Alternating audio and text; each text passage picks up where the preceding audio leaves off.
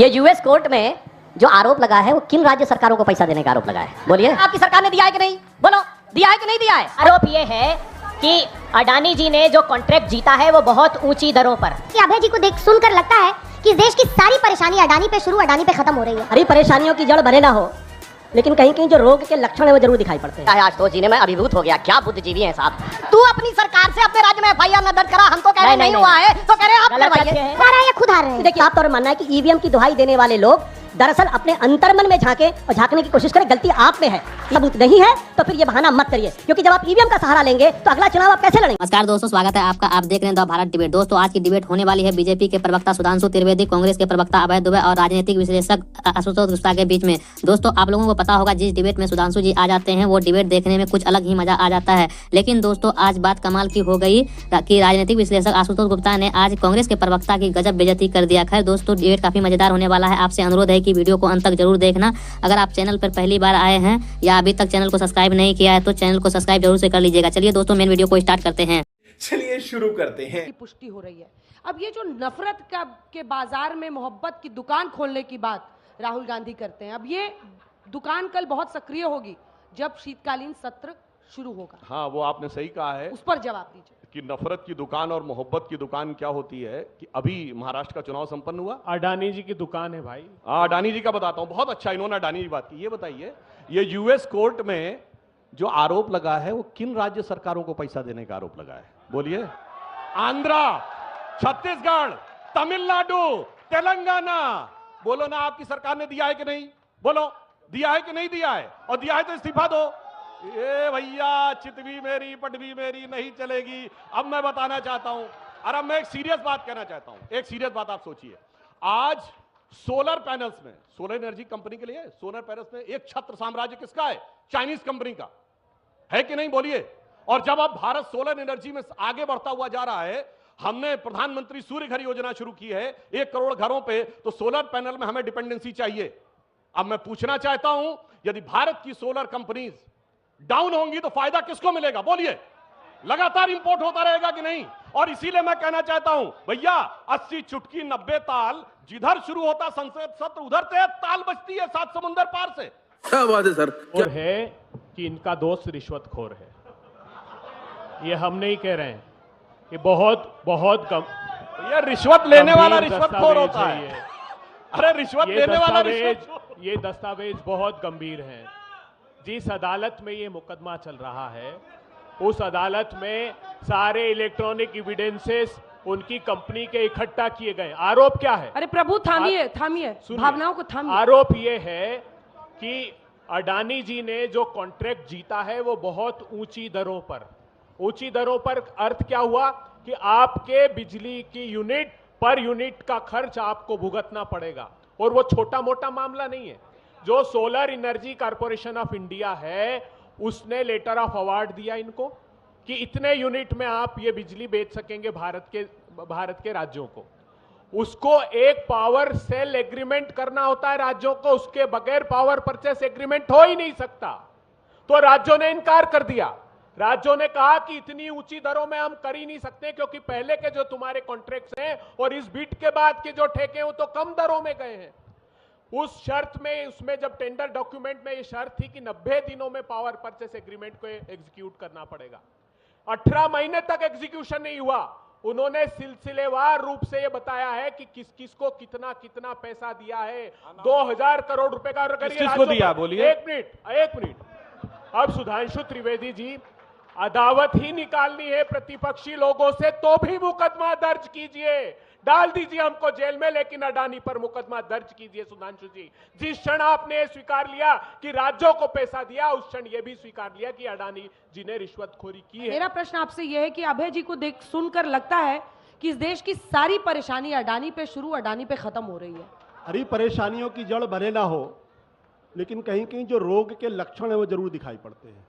अभी सुधांशु जी ने एक बात कही कि सब तो विपक्ष की सरकारें थी, तो मुझे तो याद पड़ता कि भारतीय बीजू जनता दल की सरकार थी और संसद के अंदर वो भारतीय जनता पार्टी को सपोर्ट करती थी नहीं करती थी? जगन मोहन रेड्डी संसद के अंदर भारतीय जनता पार्टी को सपोर्ट करते थे, सरकारें उनकी थी। और जम्मू कश्मीर में किसकी सरकार है? वहां तो उस वक्त भारतीय जनता पार्टी की सरकार थी, क्योंकि वहां पे प्रेसिडेंट रूल था। तो 5 में से 3 सरकारें वो थी जहां पे ये कांड हुआ, वो बीजेपी समर्थित या बीजेपी के द्वारा नेतृत्व दिए गए सरकारें थी वहां। पहली बात क्या है आशुतोष जी ने, मैं अभिभूत हो गया, क्या बुद्धिजीवी हैं साहब। मतलब बहुत राहुल शुक्रिया आपका। गांधी कह रहे हैं जिनकी सरकारें हैं कि भ्रष्टाचार हुआ है, भाई तू अपनी सरकार से अपने राज्य में एफआईआर न दर्ज करा, हम तो कह रहे हैं नहीं हुआ है, तो कह रहे हैं आप गलत तथ्य करवाइए। है। मतलब गजब है साहब, आपके गांधी कह रहे हैं ना, आपको भ्रष्टाचार समर्थन हुआ दे है। रही थी अब सुधांशु सुनिए, जी, एक मिनट, अपने वो तो आपको समर्थन दे रही थी। अपने टर्न पे। एक- अब मैं एक- बताना एक- चाहता हूं, एक- सुनिए नहीं, नहीं, सुनिए आपके बीच में सुनिए नहीं सुनिए, बोला अब मैंने, अपने प्लीज। टर्न पे। सर, ये विदेश से जिस प्रकार के षड्यंत्रपूर्ण आरोप भारत पे लगाए जाते हैं, अभी उदाहरण देख लीजिए, ऐसा ही आरोप कनाडा ने लगाया था ना निज्जर की उसके ऊपर, और आज अभी 3 दिन पहले एक उसको हर्षदल्ला को गिरफ्तार किया है, और जस्टिन ट्रूडो ने अपना स्टेटमेंट वापस लिया है जब भारत सरकार ने कहा सबूत दो, कुछ नहीं है। आपको तो कहना चाहिए कौन होता है अमेरिकन कोर्ट भारत के बारे में बोलने वाला, मगर क्या करें, ये वो हैं कि अपने सदन पर, अपने वतन पर सदियों तक है रही हुकूमत गैरों की, लेकिन कुछ चेहरों पर अब तक धूल है उनके पैरों की, कि जो अमेरिका इंग्लैंड में कह दिया गया वही महत्वपूर्ण है। पीएम के इस आरोप में कितना दम है कि कांग्रेस पार्टी खुद खत्म हो रही है, परजीवी होकर रह गई है, और महाराष्ट्र के नतीजे ईवीएम के माथे फोड़ देना और झारखंड के नतीजों को सही ठहरा देना सही है या गलत है आपकी नजर में? इन सारे चुनाव में बीजेपी को, जनसंघ को सारी सीटों को मिला दीजिए तो भी 80 सीटें नहीं होती। तो क्या भारतीय जनता पार्टी का अस्तित्व खत्म हो गया क्या? कितनी सीटें आई थी 52 में? 3 या 4, और मैं तो कह रहा हूं 84 तक सारी सीटें 52 से लेकर जो 80 भी नहीं होती थी। तो यार अगर आप लोग भारतीय जनता पार्टी के, प्लीज ये अगर- मत करिए आशुतोष। नहीं, देखिए मैं आपको वो रिक्वेस्ट लोग वहां कर रही बैठकर हूं। डिस्टर्ब कर रहे हैं मैंने लगातार, आपको बोला है, लगातार डिस्टर्ब मैंने कर रहे हैं, आपको बीजेपी के personally कार्यकर्ता की request तरीके किया से है। बिहेव कर रहे हैं आप लोग। हवा निकल गई। पार्टी की हार जीत लगी रहती है, और चाहे वो भारतीय जनता पार्टी हो चाहे वो कांग्रेस पार्टी हो। देखिए सुधांशु जी भी मंच पर बैठकर उनसे बहस कर रहे हैं, अगर आप इस तरह की भाषा का वहां से इस्तेमाल करेंगे तो आई एम सॉरी, ये सही नहीं है। एक लोकतंत्र की ताकत डिसेंट और हर तरह के मुद्दे पर चर्चा से होती है। चुनाव हुए, भारतीय जनता पार्टी को 2 सीटें, क्या भारतीय जनता पार्टी खत्म हो गई? क्या नहीं खत्म हुई ना? क्या उसके आधार पे आप ये कहेंगे कि अटल बिहारी वाजपेयी और लाल कृष्ण आडवाणी बड़े नेता नहीं थे? बड़े नेता थे। तो राजनीति में और जीवन में ऐसे बहुत सारे मौके आते हैं जब राजनीतिक पार्टियों का अस्तित्व खतरे में पड़ता है, लेकिन अगर वहां से अपने आप को रिजुबिनेट कर लें, नए तरीके से रास्ता खोज लें, तो पार्टियां खड़ी भी होती हैं। और कई पार्टियां ऐसी खड़े, डीएमके तमिलनाडु में तो ऐसा कई बार हुआ है, डीएमके 0 सीट आई पूरे लोकसभा के चुनाव में, यहां तक कि विधानसभा के चुनाव में भी पूरी तरीके से खत्म हो। तो मेरा कहना है कि प्रधानमंत्री जी, देश के प्रधानमंत्री भारतीय जनता पार्टी के नेता हैं, वो जाहिर सी बात है हमेशा विपक्ष पर हमले करेंगे, और ये उनका अधिकार भी, लोकतांत्रिक अधिकार भी है। लेकिन यह कह देना कि कोई राजनीतिक पार्टी पूरी तरीके से खत्म हो जाएगी, ये मुझे लगता है कि एक राजनीतिक पार्टी को तो शोभा देता है, लेकिन एक पत्रकार के लिए और एक राजनीतिक विश्लेषक के लिए यह शोभा नहीं देता है। मेरा स्पष्ट तौर पर मानना, आज भी कांग्रेस पार्टी इस देश के अंदर 20% वोट, बल्कि 21% वोट की पार्टी है, और 100 सांसद उसके पास हैं। 3 राज्यों में उसकी सरकार है, कम से कम 3 दूसरे राज्यों में वो दूसरे पार्टियों के साथ साझा सरकारों में है। तो उसके अस्तित्व पर सवाल प्रधानमंत्री जी खड़ा कर सकते हैं, सुधांशु जी खड़ा कर सकते हैं, लेकिन हमको और आपको तो उसका एक निष्पक्ष तरीके से एक आकलन करना चाहिए। और मेरे ख्याल से कांग्रेस पार्टी आज भी देश की सबसे, जिस तरह से आपने बीजेपी का आकलन किया या संघ का आकलन किया, वैसे क्या आज कांग्रेस के कमजोर होने का आकलन नहीं करना चाहिए? बिल्कुल पत्रकार करना को? चाहिए। अगर